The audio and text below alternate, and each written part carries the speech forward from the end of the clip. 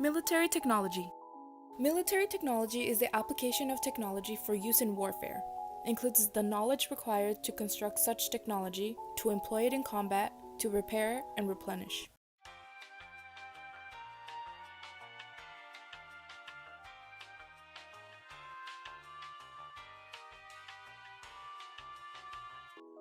Aspect number 1. The future. These robots will exist in the future. Robot mules are robots that will carry gear, food, ammunition, and heavy backpacks for soldiers.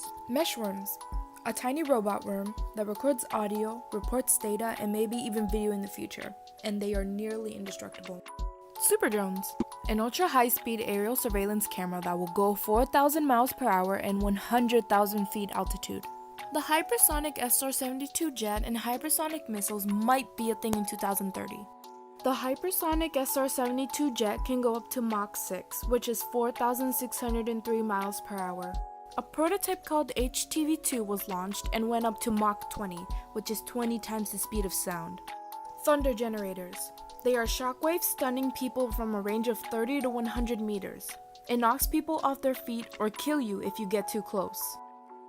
All this could forever change our ability to deter and respond to conflict.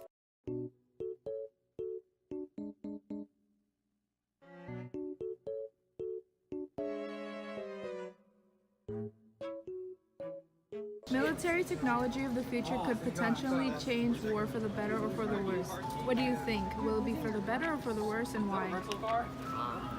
I think it'll be for the better, because I think the technology will be able to remove the person from a lot of dangerous situations, which could save a lot of injury or lives, and also it could reduce the amount of indiscriminate weapons, which would also reduce casualties. Military technology could possibly change how this world works. For example, better traveling and even drones that can deliver mail. Do you believe that this could impact the way we live in the future? Yes, I believe it will impact the future in a positive way because robots will help us do our jobs faster and more efficiently. Aspect number 2. Economics. Jobs are a big part of the economic impact of military spending.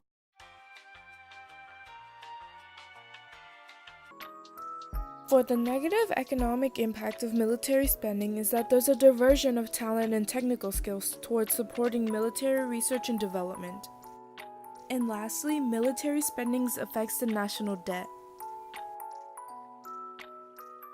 Economically, military technology spending could possibly leave a huge dent in the national debt. Do you think that we should increase spending as technology progresses, or should they stick to their budget? We should stick to our budget because there's more important things to worry about in our country right now as it is. Jobs are created because of the support of the military, but some jobs would have to be sacrificed because of it. Do you think sacrificing jobs for future technology is necessary? What are the repercussions of this advancement? Jobs should not be sacrificed for technology because the more we sacrifice for technology, the less people are going to be unemployed and the more people are going to be poor. Now let's talk about how the government is impacted by military technology. Ever since military technology first became a big deal, the government has always been on top of it, trying to have the most advanced military technology. The only downfall to having that is it costs a lot of money. The government is spending $892 billion on advanced military technology every year. Do you think the government should continue to spend money on advancing our military and helping countries with their conflicts with our technology, or do you believe we should let these countries fight their battles and resolve their own conflicts, even if it causes more problems for the countries? I kind of think that we should let them fight their own battles in some ways, because we have so many things that we should spend the money in our own country, but that's kind of cruel. So I'm going to be wishy-washy. Is there anything that you should... I'm not finished. You think that we should spend our money on, like Oh my God, can you let me do what I need to do? an economic standpoint, or... Getting jobs for people, or educating children, making sure children have health care, homes, and so I think we should kind of take care of our own infrastructure. The military has advanced their technology to the point that we have unmanned drones that can carry out attacks without the need for soldiers. The drones can fly so far up in the air that you can't even see it. Do you think that having the ability to kill from thousands of miles away without any casualties or warning is very ethical? If the killing's for a good cause, I think we should, do it. Like if it was like a terrorist group or something like that, I think we shouldn't lose our lives. So I think it's a good thing. I'm working on military technology and the impact it has globally. Ever since the first nuclear bomb was dropped, nations around the world have felt vulnerable and threatened. In response to this feeling, they started to build up their nuclear arsenal. With constant building of nuclear arsenals around the globe and tension growing between nations, why do you think nations are still building their nuclear arsenals? Well, I guess the most prominent example of nuclear arsenals would be North Korea. And I'm firmly a believer that even though Trump is trying to negotiate the reduction of the nuclear arsenal in North Korea, I firmly believe that North Korea continues to build their nuclear weapons, even though they're saying that they're not building them anymore. I think they're continuing. I believe that their approach to building a nuclear arsenal is hurting the country of North Korea. It's hurting their people. They're starving their people in order to prove to the world that he can be a nuclear power. But he's not really doing anything that's good for his country or good for his people. It's only good for him. He's sort of a crazy man thinking that he can play with the big boys and he needs nuclear arsenals to do that. The military is always figuring out how to reduce casualties in war. Do you think war will be fought with no human casualties like a video game on a global scale? And what do you think the impact of it will be? I don't think that we will ever fight war through video games. War has been fought between men for as long as there have been men.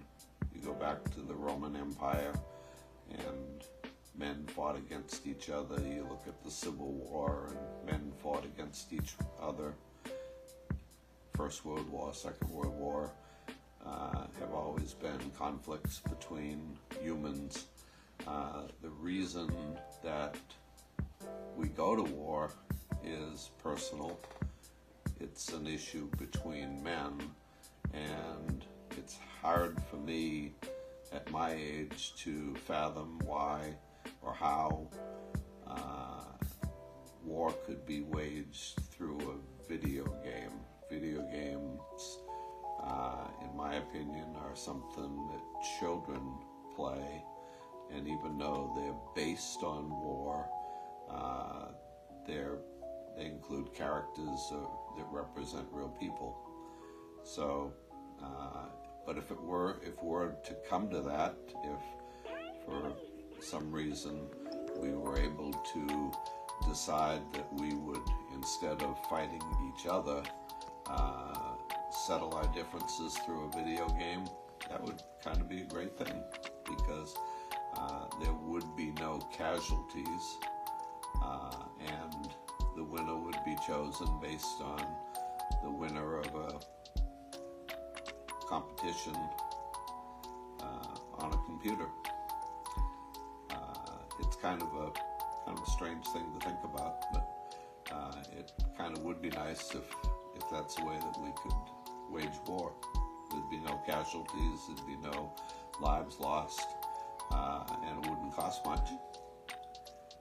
But it would be pretty hard to get countries to agree that would be an agreement, that the winner of the game wins the country. Military ethics can mean a wide range of things. It can encompass all aspects of military conduct, from right-wing performance, reviews on subordinates, to relations to military personnel with their civilian leaders to issues related to war.